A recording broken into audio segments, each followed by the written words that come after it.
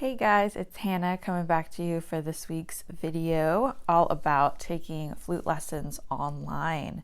So of course, if you're watching this soon after it comes out, you know a lot of things have gone digital, schools, universities, work, because of social distancing.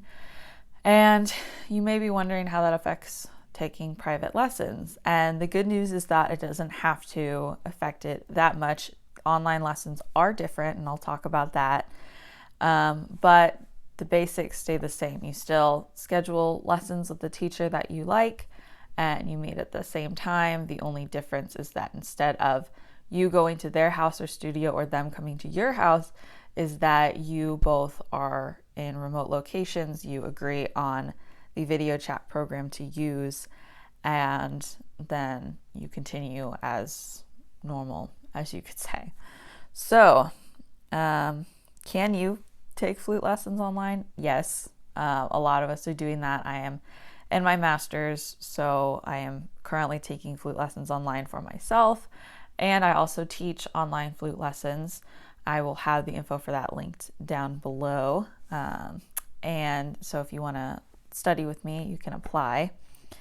So how lessons work. As I've mentioned, the basics of online flute lessons work very similarly to in-person, again, with the meeting at the same time as the teacher and conducting lessons. It's just over video chat instead of in person.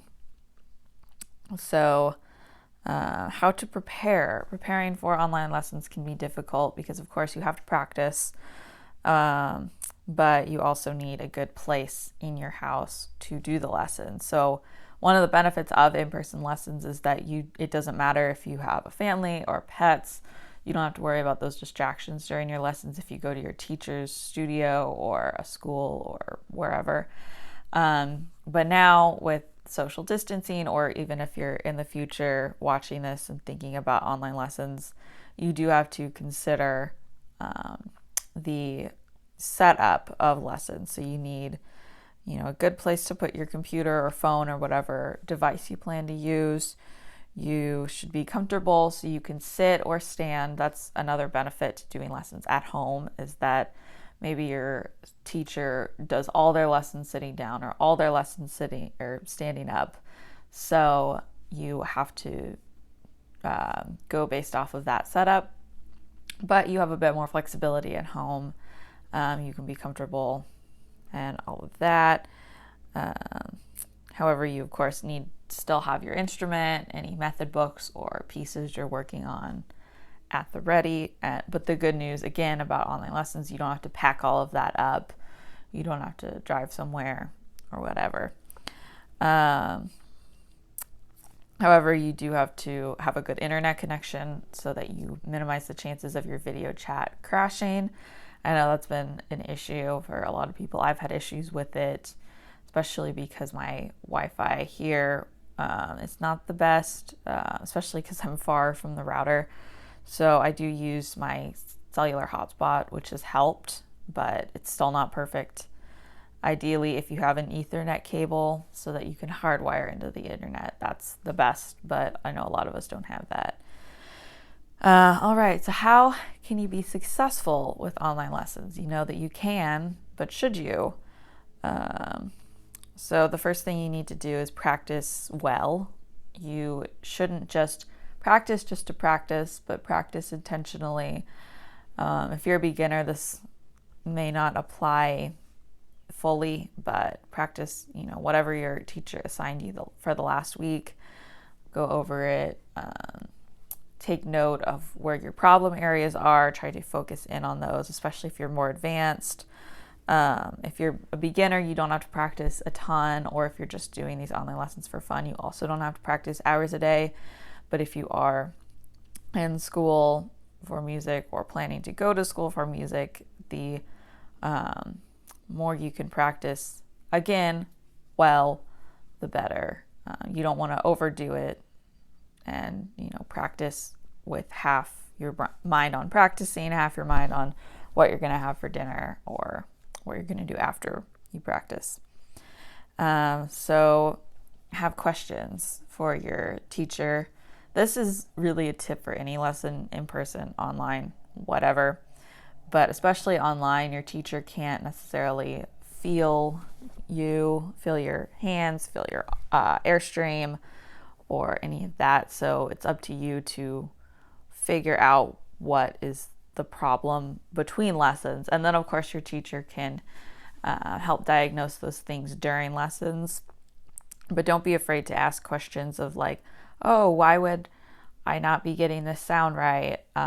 Or why am I experiencing pain in my, left hand, or whatever it is. So you don't have to have a ton of questions, but just try to think of questions throughout the week. Write them down if you can. And then, yeah. All right. So again, find the right setup. I already touched on this, but you want to have a quiet space, have a good place to set your computer, phone, tablet, whatever it is you're using. Then good lighting is also essential. If you can tell, this video has pretty decent lighting. It's not perfect, but if I didn't have, say, my window shades open or the overhead light on, it would be a lot darker, and that can make it hard to see the other person if the other person doesn't have the best lighting. So again, try to set up in front of a window, or if you don't have a window with a quiet space, try to use some overhead lighting, lamps, whatever you can to give you a clear picture. And then, so be flexible. So even if you have a good internet connection, things will drop. You can't always control the other side or your side, especially with most of us being home right now. Multiple people might be trying to use the same Wi-Fi network at the same time, and that can make things run slow. So it's important to be flexible even after all of this is over. You don't want to try and, you don't want to, what am I saying? Anyway, you can't have the highest of expectations when doing lessons online, in terms of it's going to go 100% smoothly for the entire lesson. But still, it is more flexible than going in person. You don't have to worry about commuting or packing up your stuff or forgetting your method book at home. And you can still have your lessons in bad weather. Yes, we are going into spring and summer, so that's not as much of an issue now, but come winter, if it snows or whatever, you have that.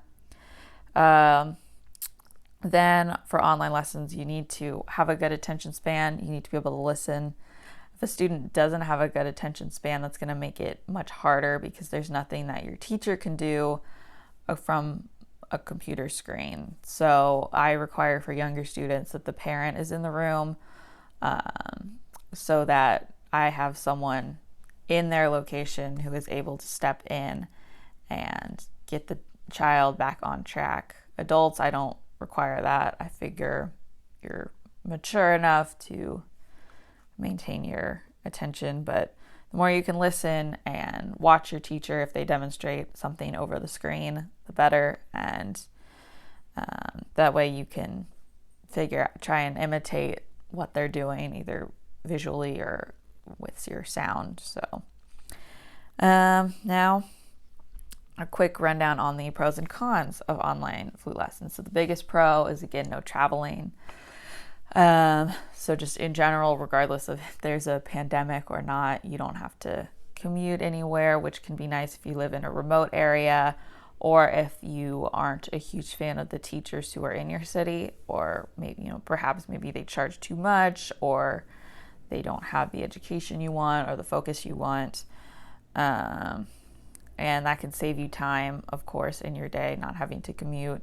So you can practice, you can warm up, give yourself a 5-minute break before the lesson, but you don't have to worry about dedicating an extra half hour just for driving to and from your lesson.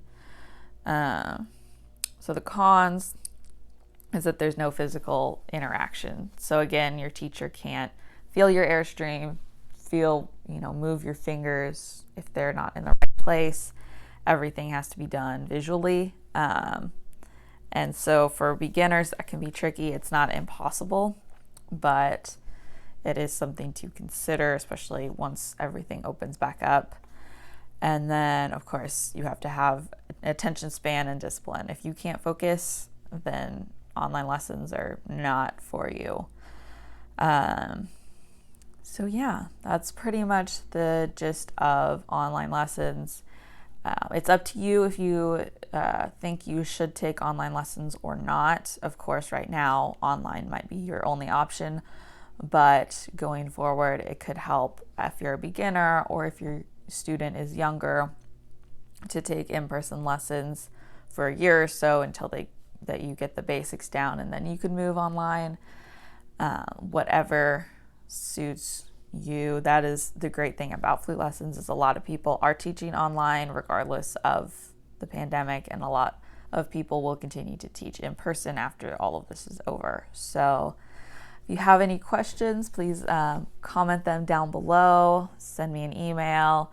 And if you want to apply for online lessons with me, they will be online after all of this is over as well. So I'm accepting students from around the world.